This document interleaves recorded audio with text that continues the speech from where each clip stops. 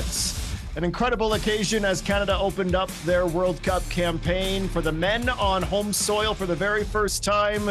There was a goal, there was a draw, and there are lots of emotions. We'll be sure to get into all of them today on Bet365 for the win. We've got Oliver Platt from Guelph, Ontario. Jordan Wilson joins us from Saga City, and the unofficial One Soccer Prairies correspondent, Adam Jenkins from Calgary today.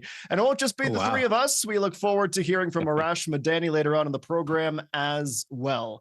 But everyone now in Group B at the World Cup has played a match. And as you look at the table, it's going to look incredibly similar. And that's because we had two matches with identical results. What a conclusion to Qatar and Switzerland, a late equalizer for the Maroons, and now it's as if the first matches don't matter. Everything to play for as we get to the final two matches in Group B play. But let's start with initial reflections, and I want to go to you, Oliver Platt, first to talk about yesterday. We will, of course, sink our teeth into Qatar, Switzerland. But first, Canada, Bosnia and Herzegovina. Incredible to see Toronto Stadium filled, the march to the match, the blue, the red everywhere. What are some of the things that will stick with you the most? Yeah, I think it was like I said yesterday, a pretty special day, to be honest, and one that I think we'll remember for a long time, even beyond the match, and maybe even more so when we get beyond the match. Look, there's been a lot of issues in the lead up to this World Cup. We all know that, with the ticket prices, with the cost of hosting this World Cup, with some of the things that FIFA has done in terms of the way they've conducted themselves in the lead up to this World Cup. All of these things are valid, and I'm not saying that we shouldn't have those conversations and that, you know, certain things don't leave a lot to be desired. But I think this is the other side of it, and it can't always be measured in dollars and cents. Like the feeling that you had yesterday being in Toronto, seeing that, I think, as a Canadian nationwide, those kinds of scenes, like it was a moment, I think, of like real kind of unity and a feeling of a kind of a real Canadian identity that I think is valuable, that I think means something, and this team can really embody, I think, in a really positive way. So it was really special to see, and it made me think back of Qatar 2022. And I know it was in the winter here and different seasons in different parts of the world, but I remember seeing like street parties, watch parties in the middle of the night in Australia due to the time difference, and, you know, people filling these outdoor venues to watch the big screens. And then you would go outside in Toronto, and it was just sometimes as if the World Cup wasn't even really happening. You know, it wasn't kind of a constant topic of conversation. Yesterday felt very, very different. It felt like a real kind of moment that had captured the attention of everyone. And that was a really cool thing to see. Well, Jordan, we know that you were at Canada Soccer House. You were on the One Soccer live stream at one point. We've seen your reaction to Kyle Laren's equalizer. I wonder how you've been reflecting on the last 24 hours. I think it was a special day. Overall, like you look at the scenes, the vibes, how everyone was feeling in the city, just everyone coming together. It felt like a big moment. I also think if you're going to reflect on that game, I think a year, 2 years ago, Canada probably loses it. But I also think the vibes in the stadium, that probably got Canada over the edge. I think the substitutes and just the way that they played. But Ollie's right.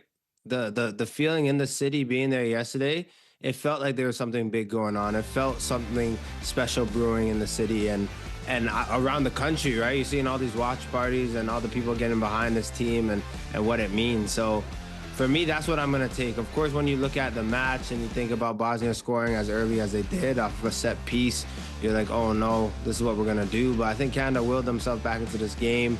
And I think people around this country are really behind this team. And it really is starting to feel like, okay, you're co-hosting a World Cup. Like the world is here in Canada, but Canada is also present. So yesterday, as much as I can get into the details, and I'm sure we will over this next hour, the positives is that yesterday we felt like a football nation. Did we execute on all parameters? No. But it did feel like you could be proud about the football and the soccer or whatever you want to call it that we were playing. And for a moment, for 24 hours, we felt united in this beautiful game. And we've seen this country when other sports are going on or when the Olympics, and it's everywhere. And I personally, in my 34 years of life, have never felt like that with soccer, but I did yesterday. It felt like we belonged and it felt like everyone appreciated the game. So I'll take that as a positive for years to come. Well, and I know the two of you were in the epicenter of it all. And I can even add on that from my perspective, 3,000 kilometers away in Calgary, you're seeing the car flags. I saw 5 different people with the new Canada Soccer jerseys on out walking their dogs. There were lineups to get into some of the sports bars downtown to watch these matches. They were telling you to arrive early just to watch the match from a pub. So there are tentacles to this, and they are reaching far and wide across this great nation. Ollie, I do want to get to some of the X's and O's, though, because the biggest point of conversation was who was going to start. And I know the two of you, amongst our other One Soccer pundits, have been asked time and time again for your projected opening day starting 11, who was in, who was out. We had the 2 warm-up friendlies, and then when it came down to the opener, Jesse Marsch made one change from the friendlies, and it was a notable one that I think a lot of supporters were probably shouting from the mountaintops for, and that was to see Kyle Larin move to the bench and start either Tani Oluwaseyi or Promise David. Jesse Marsch chose the former. Tani started up top with Jonathan David just underneath him. And then as fate would have it, we all know what happened from there. Kyle Larin, who was obviously understandably disappointed to not be in the 11, comes in as the super sub, scores the goal. He's the hero.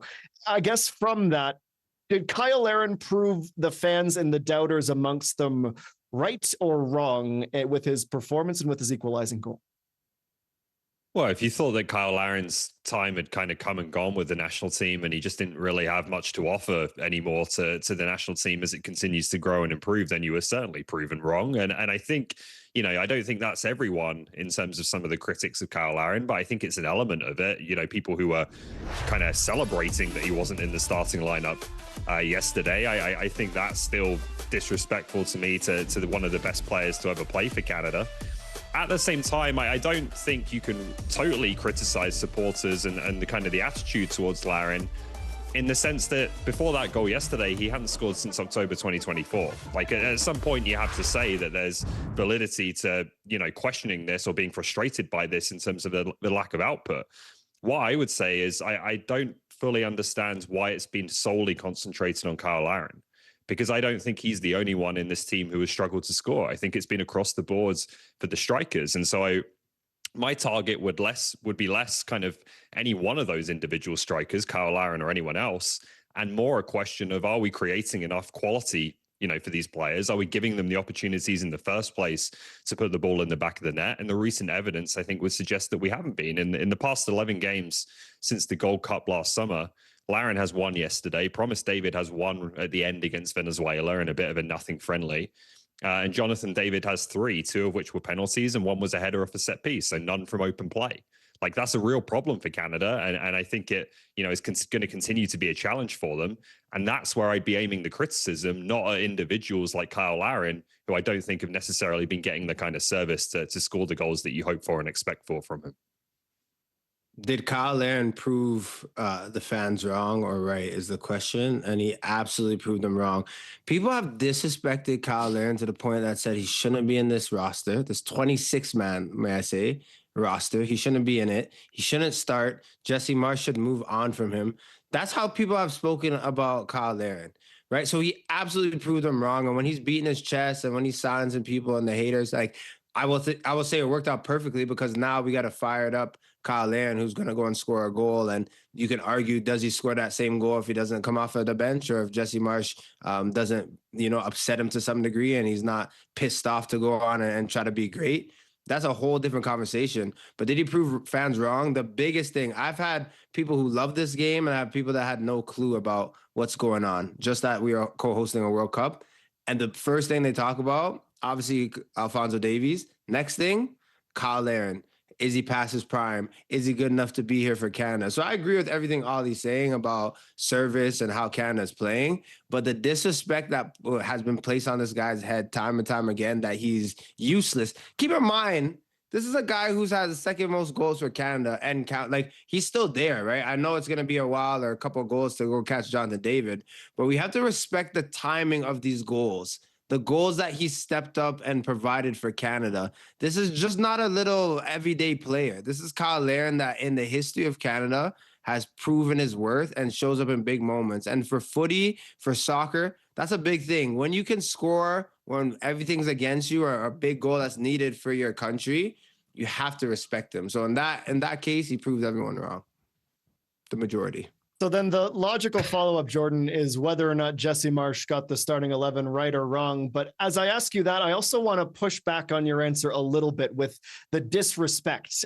You and I have had these conversations in the booth, in the boardroom, out for pints about the things that players need to do to motivate themselves. And who am I to sit here and say, doing it this way is right, doing it this way is wrong? But when I see players doing this, and yes, Kyle kisses the crest and he's showing how much he loves to be on the team. If Jesse starts him and he has a stinker, the conversation today is entirely different. I give him full credit for taking his moment, scoring the goal and becoming the hero. But I think maybe, for my money, pardon me, Jesse Marsh got this starting 11 right. Light a fire underneath Kyle Aaron because he hasn't been performing when he's started. And I give him all the credit for coming in and equalizing. And maybe this is the way he's used for the next couple of games.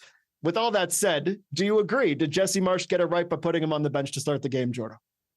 To answer that question, I agree, but I want to just give and glaze and give Jesse Marsh's praise for the substitutions. For me, has been his low light. For me, hasn't been good enough in big moments. Gold Cup, Copa America, the substitutions that he would make at the times that he made. So I do agree with you. I feel like that's one of those things where maybe this analogy lands, maybe it doesn't, but I'm going with it. It's like sometimes when you're making a little smoothie and you put a little extra something in it, it ends up being better. That's what kind of happened with the situation. I don't think he meant to go and start Kyle Aaron and be like, you're going to be horrible. You're going to be so sour on the bench and you're going to go on and score the tying goal. But he knew that he's going to go with Tanny. And inevitably what happened with that was that Kyle was like, I'm still the guy. Don't disrespect me. And goes on to score the goal. Like sometimes that stuff happens. But I do agree that with what Tanny brought, the fact that he was pressing was very dangerous. The fact that it was a bit up-tempo and upbeat from Canada, from Tani Oluwaseyi and Jonathan David. I like that you had super subs. I like that you ended the match with two strikers and Kyle Aaron and Promise David. We can call these guys twin towers, like those big boys that have great feet. The fact that they can both combine it for a goal for Canada as well, that is masterclass. To take off Jonathan David in the 60th minute, everyone, myself included, is looking at this guy like, are you sure? But what Jesse Marsh showed with that is like, this is a day that there's no space for Jonathan David. He's not getting on the ball the way we need to. He's not receiving the ball with any space. Bosnia and Herzegovina already have a goal. We need to play a bit more primitive. We need to get service in the box. We need players that are okay with one or two guys coming on.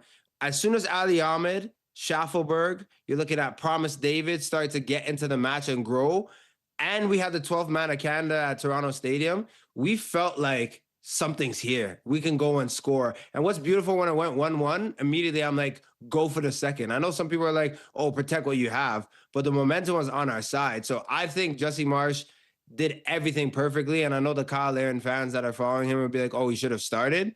But that Kyle Aaron that came off the bench and scored just 2 minutes after coming on the pitch was pissed off for greatness. So I like that. Jesse Marsh won. And as much as Kyle Aaron is the guy and we want to give him that momentum, maybe starting him or having him come off the bench could be a secret code for Jesse Marsh moving forward. So I like how things look. I like that all the strikers. I like a world quickly where Jonathan David is probably the striker that played yesterday that underachieved. Because I know he's going to be there and grow as the tournament goes on. You have Tanny, you have Promise, and you have Kyle looking good. This is what we want if we're Canadian fans. Pissed off for greatness, a new tattoo idea for Oliver Platt. Do you agree, Ollie, that Jesse Marsh deserves credit for the way he managed the 18 yesterday? Get it on the neck, Ollie. Neck tat. I'll think about that one, guys. Firstly, Jesse Marsh's reaction to the Jonathan David missed chance, while not a great moment in the moment, is one of the all-time Canada gifts going forward. So thank you for that to Jesse. I think you can give him... I think you can give him real credit for two things. I wouldn't point so much to the starting 11 in the initial game plan. I didn't think there was anything wrong with the starting 11. I just didn't think that they came out of the blocks that well and played, to their potential in the first half. But two things I would give Marsh big credit for yesterday. Jordan talked about one, so I won't go too long on the substitutions. That's a bold move to take off Jonathan Davids, but it wasn't happening for him, and swapping the two strikers did make an impact. That's been an issue in the past. We remember the Gold Cup last summer where substitutions, in-game changes haven't always been brilliant from Canada. The second one is the increase in depth in the squad. And we've talked a lot about this, but I think it really showed up in that game yesterday. What are we doing if we don't have Luke de Fougerolles, ready to play at this World Cup? What does that back line look like? And Jesse Marsch brought him in as an 18-year-old kid who had never played first-team football. And I think he's ready for yesterday because he's had 2 years with the team to become ready, right? So I think he deserves tremendous credit for that, as well as in other areas of the team adding to the depth. I think he said himself, though, that maybe, the starts of the game, how he prepared them for the game, the initial performance was not quite up to their standards. And it was their ability to then react to that and to change that I think was the big win for Marsch on the day. Jesse Marsch dressed to the nines yesterday, looking good on the touchline. But Ollie, you're right. I was worried when we got that reaction that a bumblebee or something found his way up his pant leg. But one for the memories for sure. Coming up next after the break, Arash Madani joins Bet365 for the win with lots to talk about on location. For the Win on One Soccer is presented by Bet365. We were there for your first game together. The day you taught him the rules and the answer for every question. We've been there for the good times and a few moments we don't talk about. And now, who won the most Canadian Classics? It's a passion you can share. And we're just happy we could be there. 20 years, and we're still growing. Together.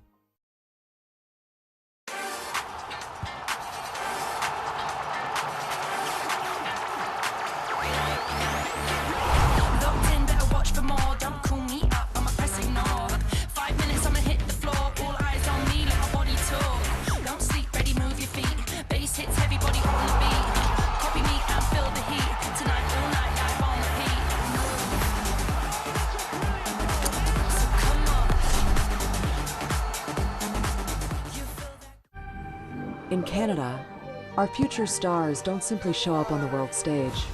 They are built from the ground up, right here in the heart of our communities. Let's go. Come on. Oh, lovely through ball there, Isaiah Johnson! Goal for Halifax! From a childhood dream to the national team. Jacob Shuffle, good! Yes! He's done it! Canada, let's hope for the footballing way! We are Canada, driven by Volkswagen. Canada are really pressing here. Oh, what a move! That is a quality ball! Now the run into the box!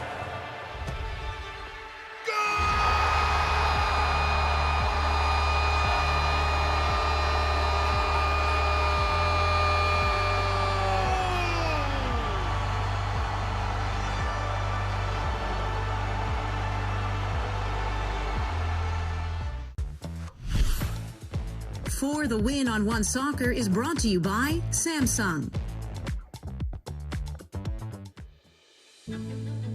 What did we learn from all of that on Friday? Well, there is no need to overthink the starting 11. Kyle Larin must go from the jump. On a team that hasn't been finishing, Larin can, and Larin does, and Larin did. When he said point blank afterwards, quote, "I showed today I should be playing," he's right. We learned Kyle Larin is a gotta-have for Canada. We learned Jonathan David needs an awakening. The point-blank chance against Bosnia, just the latest example. Canada needs David, and David needs to bury these. That he was subbed off in the 61st minute was more than telling. That Jesse Marsch said without him at his best, we're not the same team, that is most revealing of all. We learned how dire it is for David to deliver. And we learned something. Anything of substance is required with the set pieces. What was it? The first 7 or 8 corners generated all of nothing? The Eustachio free kick just fizzled into vapor. In the Marsch era, we had learned that Canada can create. We learned Friday that the finish still isn't there. And here's what else we learned. It's okay now to exhale. The team avoided disaster, got the point.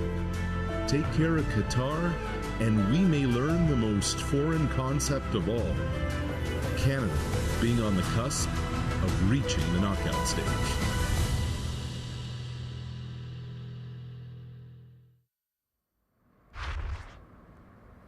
Well, there are few things that I enjoy more in Canadian sports media than a vignette or essay by Stephen Brunt or our pal Arash Madani, who joins us live from Toronto Stadium, thanks to our friends at General Mills. Arash, great to see you. You obviously spoke about the man of the minute, maybe the man of the past 24 hours, Kyle Larin, and what that moment meant for him and for our country. Now, I know you had a chance to spend a little bit of time with Kyle this week away from the pitch. I want to know what you learned about his mindset heading into this game.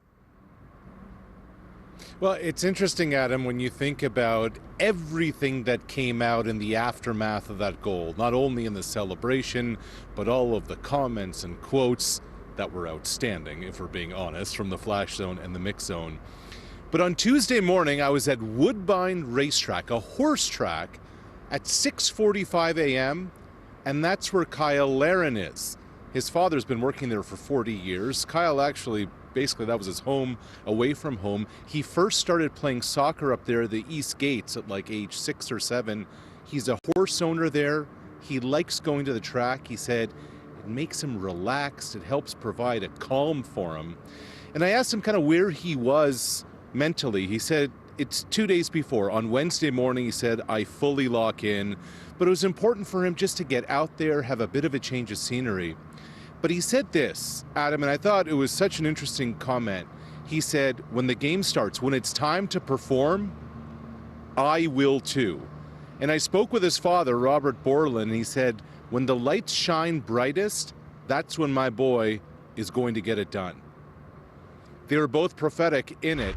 And it was just interesting, even this morning, before the team boarded the charter for Vancouver, Larin was back at the horse track. I guess it might be his lucky charm. He wants to feel calm. He wants to feel relaxed. Well, it's so important to have those opportunities to reset before stepping onto the world's biggest stage. He has been asked to do so much of the heavy lifting, Arash, for this team in the goal-scoring department, along with typically his right-hand man, Jonathan David, who admittedly is not coming into this World Cup full of confidence or full of form. We know his struggles against Juve. He hasn't been scoring from open play for Canada. An early withdrawal from Jesse Marsch yesterday, which I'm sure got him thinking and got people talking. He's an important piece to the recipe to success for Canada. What do you make of his struggles and some of the ways that maybe we can see Jonathan David restore some of that form that we know he hasn't? Yeah, and Ollie mentioned this before the break. What is it now? 10 matches without a goal in open play. And yes, Ollie, it is a heck of a gif that the gaffer now has, Jesse Marsch. But this is what I wonder with the substitution in the 61st minute. There's a couple of things I wonder.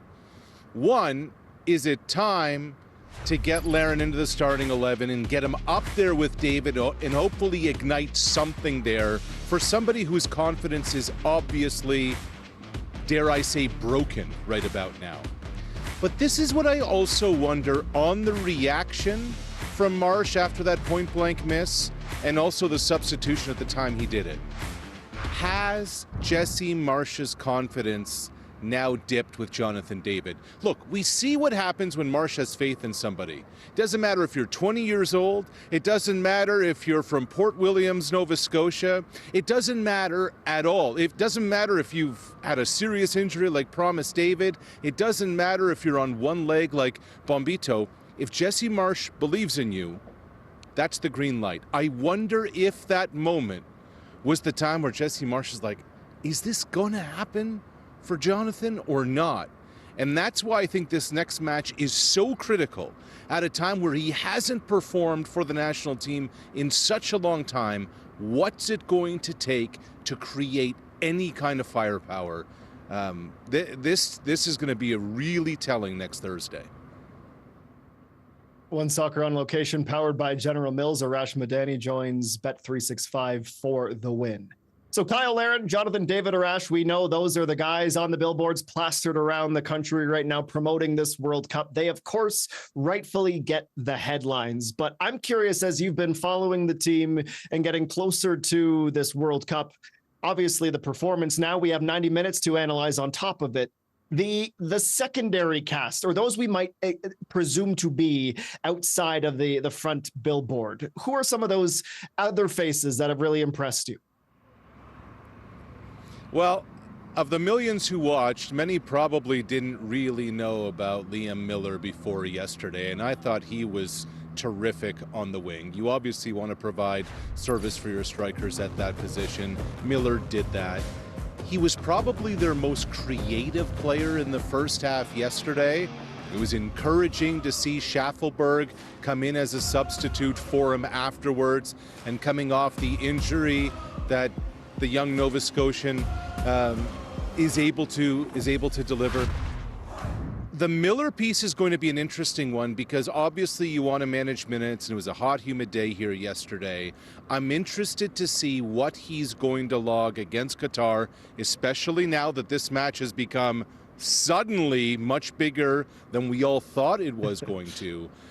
I thought of all the wingers yesterday, and of all the players we really didn't know what to expect from, coming off the injury a couple of years ago, I thought Miller really stood out. Well, especially with Ali Ahmed and Jacob Schaffelberg getting close to their full fitness and certainly pushing for minutes at the wing. It's getting very, very busy in that position. Arash, before we sort of talk about the biggest star that we haven't talked about just yet, there was a large conversation, and rightfully so, after Canada, Uzbekistan, and Edmonton, the center back position. Moise Bombito, Derek Cornelius, they had that unfortunate coming together. They're tumbling on the floor. The Uzbeks almost score a goal. Shortly thereafter, Moise Bombito is pulled from the game. Reports are he's not going to make the World Cup team. He's re-aggravated something in that fractured tibia. And all of a sudden, a lot of Canadian supporters were having flashbacks to Qatar, where center back was a position of great concern. That might be Luc de Fougerolles' music we're hearing, because the young 20-year-old comes out of seemingly nowhere, the Fulham boy, still playing in the youth teams on loan at Dender, and looks like he's been in this group for years, if not decades. He's probably one of the greatest stories coming out of that match yesterday. What did you see from young Luc de Fougerolles? Somebody who did not get caught up in the moment, somebody who felt like he belonged, just as he has ever since he put on a national team kit for the first time. I mean, this is now year 3 that he has been a big part of this thing. And we talk about Jesse Marsh having confidence in somebody. Like, Luke can't go buy a beer if Canada gets down to the States at some point for a knockout stage match, Adam. Let's remember that. He's 20 years old, and he did not look out of place. It was interesting hearing Marsh say, you know, they call him La Machine in the Canadian locker room just because how physically and mentally dominant he is. Confidence is an amazing thing when you match that with the size and the presence. And when you have that, especially with Bombito ailing, and I would suspect that we're going to see him a little bit against Qatar, think of the safety blanket that provides your coach and your team to have that. As brutal as the injuries have been, and they have, having this now, that is an altogether game changer for a roster size that has to be this small. And Arash, quickly before we let you go, Alphonso Davies, of course, the talk of the town. Great to see him involved and on the pitch before the match yesterday. What are you hearing about Canada's captain's status? Well, you never know how these World Cups are going to go, period, Adam. But I spoke with a well-placed source on Thursday, the day before Canada versus Bosnia, and everybody kind of expected at that point that Qatar was just going to be a doormat coming into this thing, that they'd have 0 points. They didn't think that they'd have a chance against Switzerland to leave with a result. I was told on Thursday that the plan is for Davies to get some game action in Vancouver. Now, they don't want to press it. But they want to make sure he can walk before he runs, so to speak. So that's going to be very interesting to monitor over the next few days for somebody who hasn't been in full training with the team, who's been off to the side, who's been close, but he didn't quite make it. The plan again as of Thursday was Fonzie to go in match 2. Whether or not that changes over the next few days, we will find out, especially in light of what happened with Qatar versus Switzerland, but that's what I can tell you. All right, Arash, we know you'll keep your ear to the ground, and as far as first caps and debuts go, 10 out of 10, my friend. Talk to you soon.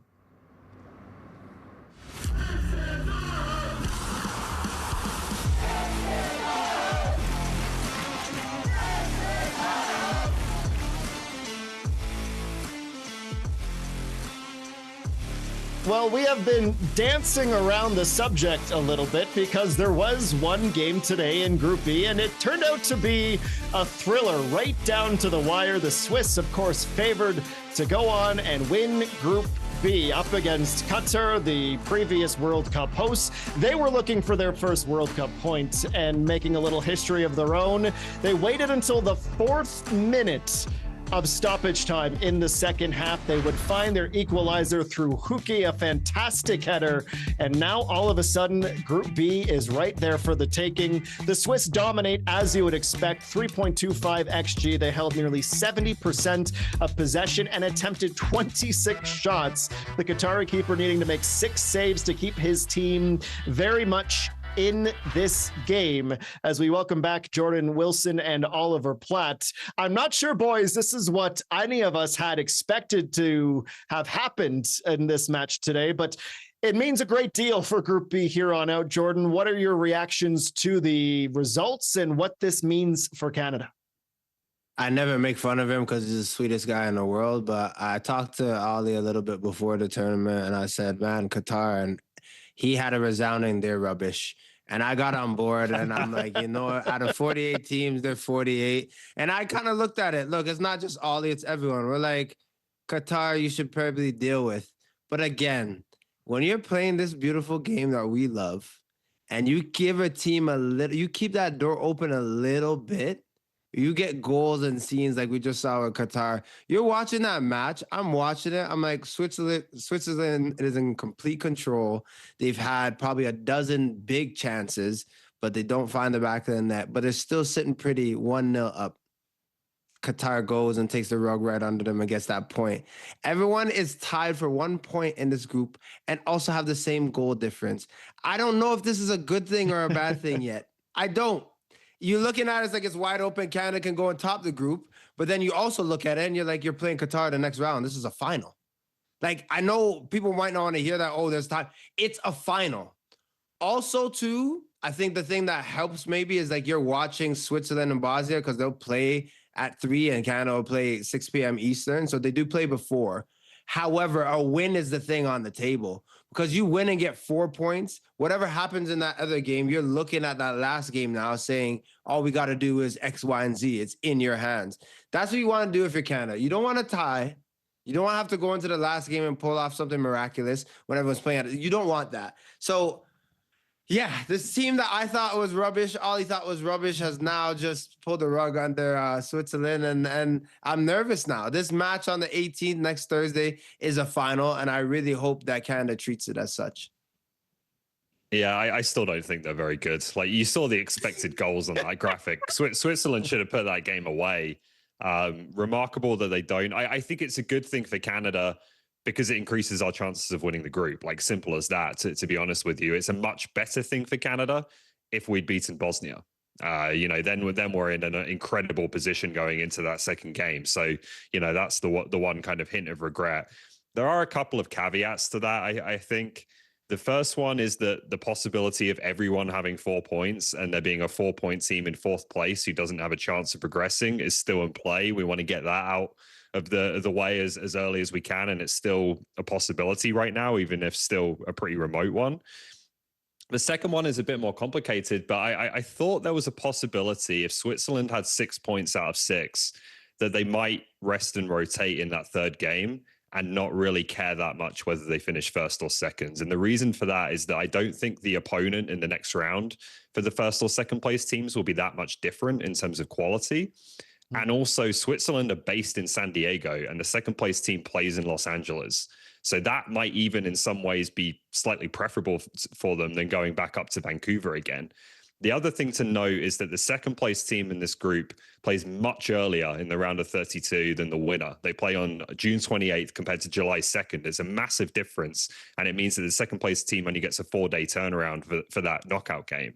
If you've rotated in the last group game, that's not so much of an issue. And if you then get through the round of 32, you've got a nice long break into the round of 16. So those kind of factors made me think that there might be a chance here that Switzerland's not mailed in, but weren't at full strength for that last game. If they'd already got 6 points in the bag and a top 2 spot locked up, that chance is now gone. And that game is going to be a really big one, not just to potentially try to win the group, but to make sure you avoid slipping into third if Bosnia beat Qatar and go up onto 4 points as well. So, or even more than that. So it's really shaken things up, completely unexpected.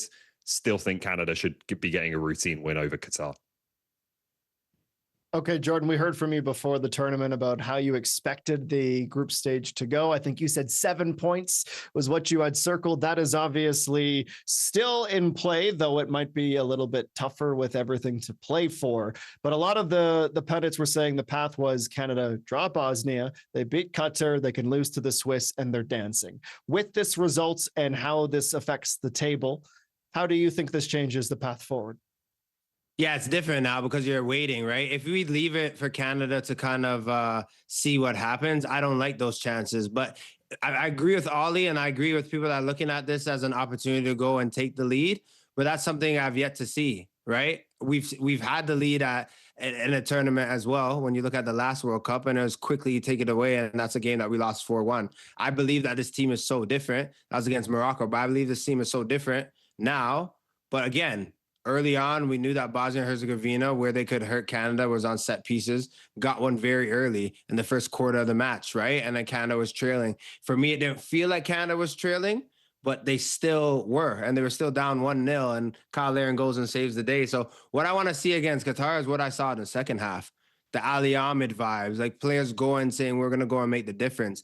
That's what's kind of needed. But with this sandwich match, playing Qatar after Switzerland and Bosnia and Herzegovina go at it, has to be a 3 points. Even for me as a defender, deep down, I'm like clean sheet. I don't care if this is 3-2. I don't care if it's a last minute goal. 3 points need to come home, because that for me will basically put it at an 80% that Canada's going through to the next round. And also in that position, you could have everything to play for in the last game and maybe top a group and stay in Vancouver. Ollie just broke it down eloquently of what that would mean. But that also prolongs the life of Canada. If you could stay in Vancouver, if you can make sure that you win this group, vibes are there. This nation's behind you. So a win against Qatar, that has to be a must now. Yeah, I think that was always the case, though, right? Like, that doesn't change today because Qatar has got a result against Switzerland. You have to beat Qatar. If you can't beat Qatar, and again, I'm not trying to be completely disrespectful to them. They've got a great result today. But if you can't get 3 points against this team at home, just we might as well not bother. We can stop talking about knockout round games and having bigger ambitions if we can't get past a team like this. So it was a must win. It's still a must win.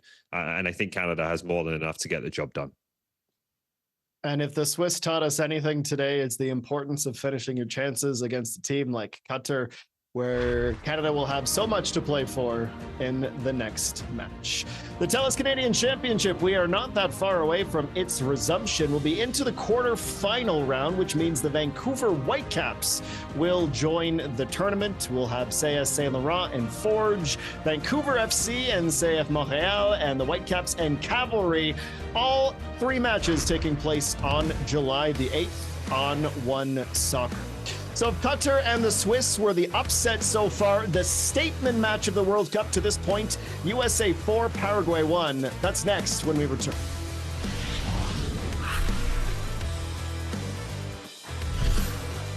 For the Win on One Soccer is brought to you by General Mills. For the Win on One Soccer is brought to you by Turkey Farmers of Canada.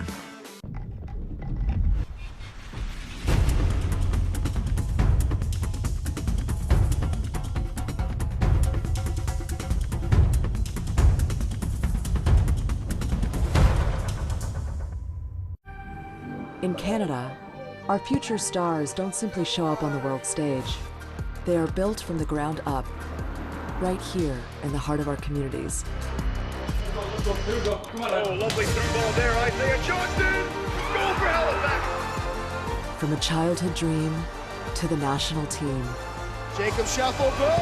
Yes, he's done it. Canada on top of the footballing world. we are Canada, driven by Volkswagen. And for Canada, BMO. After 20 years of supporting the game, we're actually going to play in one. Let's go! So what do you need? Precision striker, rock solid left back? We need a coin. Another coin toss? Oh, yeah, sure. I mean, I get. Can I at least flip it? Heads or tails? I'll do that. We're on TV right now. Yeah. Hey neighbor, meet Walmart Plus, the new membership that does delivery differently. I'm talking unlimited free same-day delivery, free shipping, and no order minimum. And it comes with a Crave subscription too. Yeah, it's like a 2-for-1. Try it free for 30 days. Walmart Plus.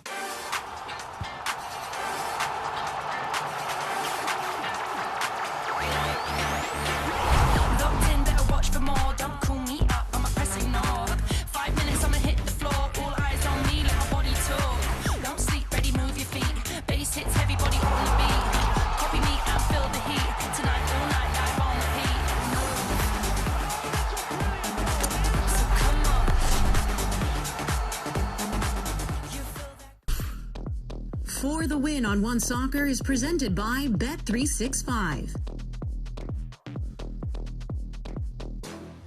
Well, last night at Los Angeles Stadium in Inglewood, California, the United States of America became the third and final team to open their World Cup campaign. And my goodness, did they ever do so with a bang, dismantling Paraguay by 4-1. It was not all sunshine and rainbows. There was some injury concerns for Christian Pulisic and an early withdrawal. But in terms of a start, not just the 3 points, but the +3 goal differential is absolutely massive as the Stars and Stripes get underway. Still yet to have Turkey and Australia begin their campaigns, but Paraguay are certainly looking up at a very arduous journey towards the round of 32. Mauricio Pochettino, after the match, obviously elated with his players' performance and the results.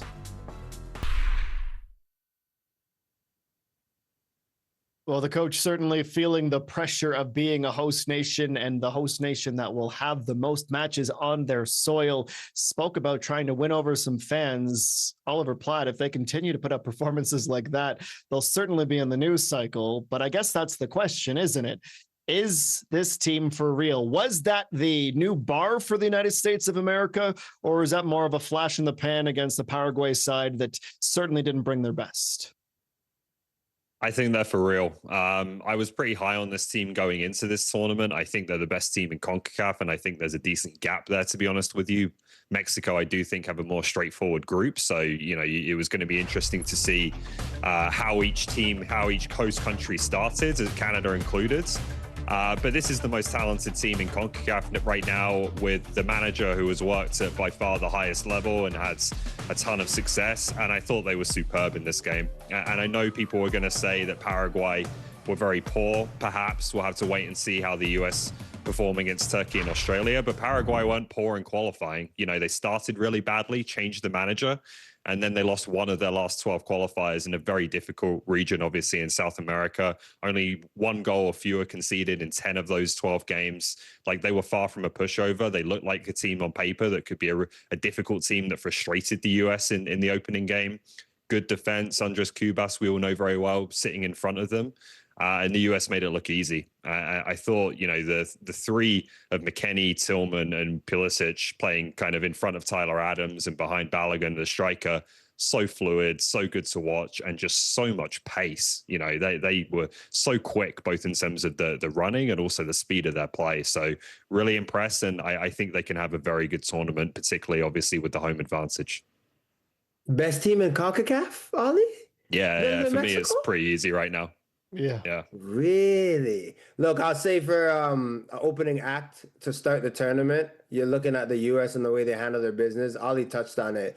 That midfield, but also the balance within the side, they were dynamic. I think that's a fair word to describe, but also detail-oriented. You're looking at nothing was by fluke. And I understand with Mopo, Pochettino, people are like, hey, what type of the U.S. team will you see? I spoke about the pressure that will be on them, and it'll be heavy. But they looked up for it. They looked like they knew what they were doing. They looked like they've been here before, and that's a big thing. And I'm sure we're going to talk about teams in CONCACAF and, Canada maybe being like the younger brother to some degree because we haven't been to so many World Cups. But this team has embraced it. It is one match. It is against a Paraguay side that I know, Ali, you said, and going into the tournament have done well, and totally right.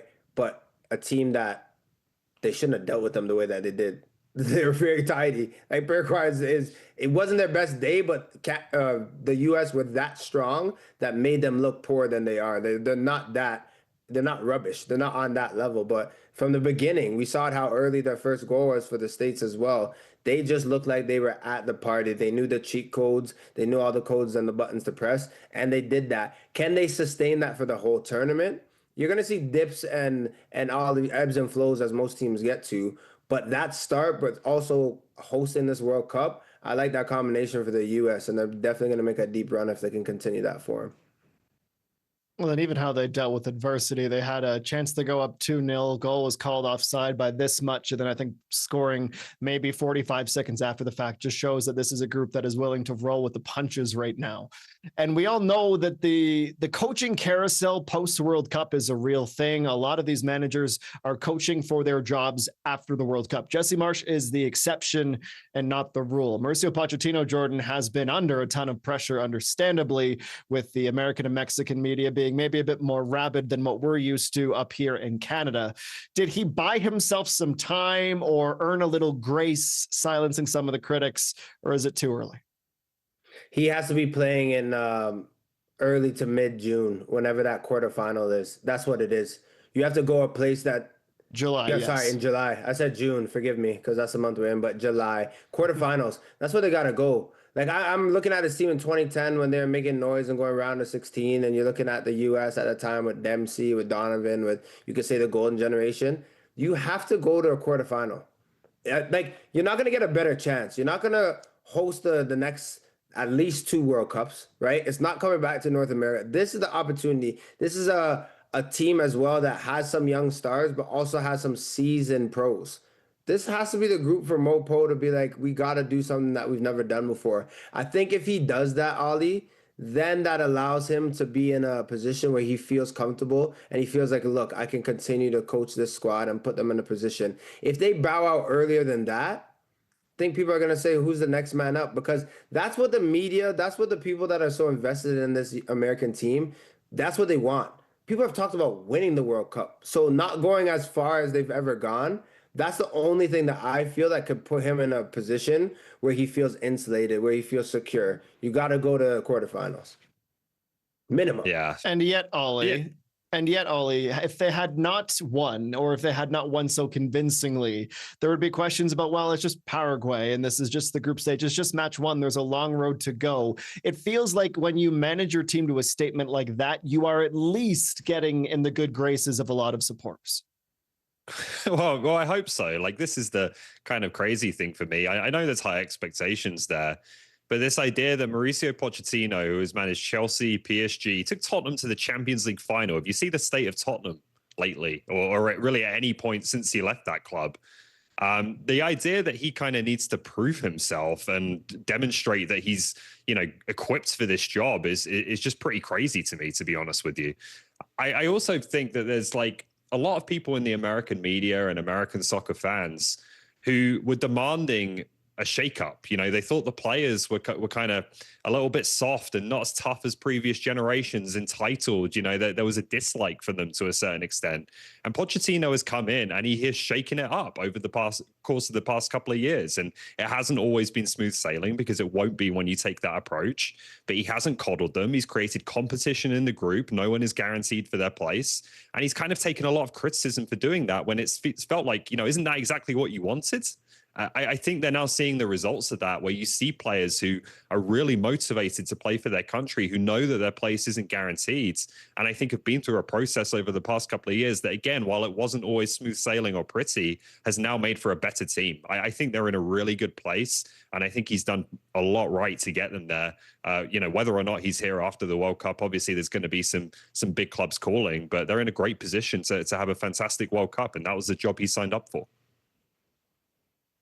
So all three host nations are undefeated after their opening matches. That very fact was on social media. And of course, some people had some thoughts that one of these things is not like the other. After Mexico and the United States won and did so feeling rather convincingly, Canada with their draw, they get their late equalizer. I'm wondering, Ollie, if you feel like Canada missed an opportunity here to have that host nation statement, throw the first punch and set yourself up like the Americans and Mexicans have seemingly done. Yeah, it was a winnable game. So, of course, you can say there was an element of that. I think the way Canada performed in the second half, like I've said before, I think they showed courage. I think they showed the kind of team that people want them to be. And so you come out of it with a bit of a better feeling. And look, it may be a missed opportunity, but I don't really think there's much point dwelling on it. Like, World Cup pathways are different, right? The champions 3.5 years ago lost to Saudi Arabia in the first game. It's not really always about how you start. It's about how you finish. As a host nation, yes, it's a big opportunity, but there's still games to play here for Canada where they can make this World Cup one to remember. I think the biggest thing that stood out to me about looking at the three CONCACAF teams that we're focusing on is that with Mexico and you're looking at the U.S., obviously they won, but they looked the part. They looked comfortable on this stage. And I think for Canada, I don't expect them to be, right? When you're looking at 86 World Cup, you're looking at 2022 with Qatar, and two teams in that group made it to the semifinals. Felt like a little bit of like you're a novice at this tournament. You're just trying to get your feet wet. You're trying to get going. I felt like yesterday, specifically the first half of Canada, was like that too. Is it a missed opportunity? Depends on how you look at it. Of course, Bosnia and Herzegovina, based on the stats and the way Canada was, that match could have had 3 points and probably should have, but they didn't. But they also didn't lose. And that's the thing. There's still enough. And the football gods allowed Qatar to score again today, so the doors are open. So I look at this as when Canada inevitably, or maybe they go on to go all the way, but when they leave, I want to be like the football nation and Canada, this team is in such a better place than when they started the tournament. And that's what I'm going to look at. So right now it's a draw against Bosnia and Herzegovina, but you have to beat all these Qatar rubbish. And go rubbish Qatar and go really get 4 points and hopefully 7. So that's where we're at. Okay, well, we will continue with the CONCACAF flavor. Haiti and Scotland is next up for the win. We'll ask the question, can the Haitians upset the Scots? You won't want to miss that conversation. It's coming up just after the break.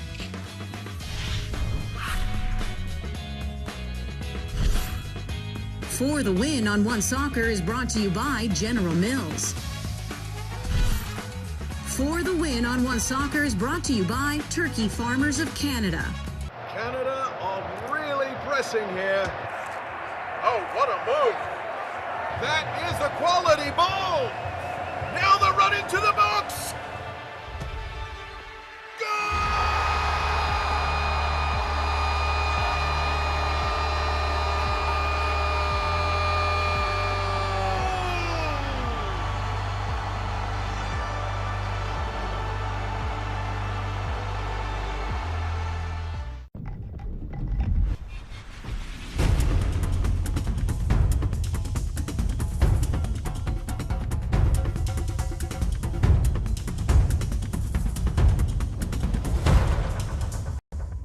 Hey neighbor, meet Walmart Plus, the new membership that does delivery differently. I'm talking unlimited free same-day delivery, free shipping, and no order minimum. And it comes with a Crave subscription too. Yeah, it's like a 2-for-1. Try it free for 30 days. Walmart Plus. Hey Vinny, is that your lucky song? That's too bad, because it's Tajon's too. And don't trust those lucky boots. They're not gonna score on their own. In soccer, the best don't run on rocket fuel. They run every single day. So believe in your sweat, and Gatorade will fuel it with a formula that rehydrates, replenishes, and refuels. Because when it matters most, trust what's inside. Is it in you? We were there for your first game together. The day you taught him the rules and the answer for every question. We've been there for the good times and a few moments we don't talk about. And now, Who won the most Canadian Classics? it's a passion you can share. And we're just happy we could be there. 20 years, and we're still growing. Together. For the Win on One Soccer is brought to you by Samsung. Well, with Gareth Wheeler away, it is Jenkins' turn to play. My Sunday parlay, ladies and gentlemen. I have the Dutch and the Japanese with a draw. I think maybe just by South Korea's strong performance. I'm feeling good about the Asian sides, their speed, their technicality. That's where I'm seeing no winner. Germany versus Curacao, this is screaming goals. The odds would represent it as well. I'm taking the over 2.5. And Cote d'Ivoire, I have the African nation winning and both teams to score. The Jenkins Sunday parlay. Just minutes away, gentlemen, from Haiti and Scotland, another match where there is a heavy favorite and an underdog. The underdog, Joro, being the Haitians. We know the turmoil, the adversity that nation has gone through. This is a moment for them to galvanize and come together, but they're up against it, against a really strong European side. Do you give the CONCACAF nation even a sniff? Yeah. Survive in advance. Did we see what just happened today with Qatar and Switzerland? Like, I think if you keep any match close, right, you have an opportunity. It's about to start for Haiti, right? I think looking at them and their record as well, it's like you have to go out and be able to sustain and be able to suffer a little bit, but not absorb too much. And that's the key. People feel like, oh, when you're going to go sustain and suffer, that means you're going to go and defend. You can't survive. And this heat and these type of conditions against a Scottish team as well, that's going to put in that service and put in those big bodies. You don't want that. But you have to be able to suffer well in moments and then take your chances when they come. So this is World Cup football. The margins are so thin. And even though you can come in as an underdog or a favorite, you got to flip that energy and use it for a positive and use it for your good.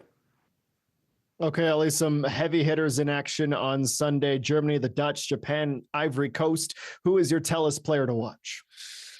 I'm going for Germany. They're coming to Toronto, obviously, after this. Should be a straightforward start for them against Curacao. But let's go with Alexander Pavlovic, the Bayern Munich midfielder.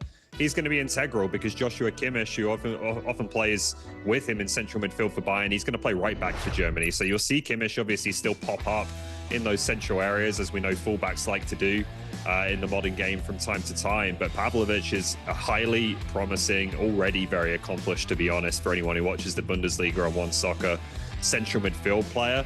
It'll be interesting to see who partners him, whether it's Goretzka or Mecha, but this guy's going to be the man who I think Germany turn to look to control that midfield and supply the players versus Musiala, who ultimately I think a lot of their hopes will depend upon. Jordan Wilson, the Jenkins Sunday parlay, debuting it today. Can I offer you a tenner? Are you with me? Yeah, I love it. You killed it. You smashed that.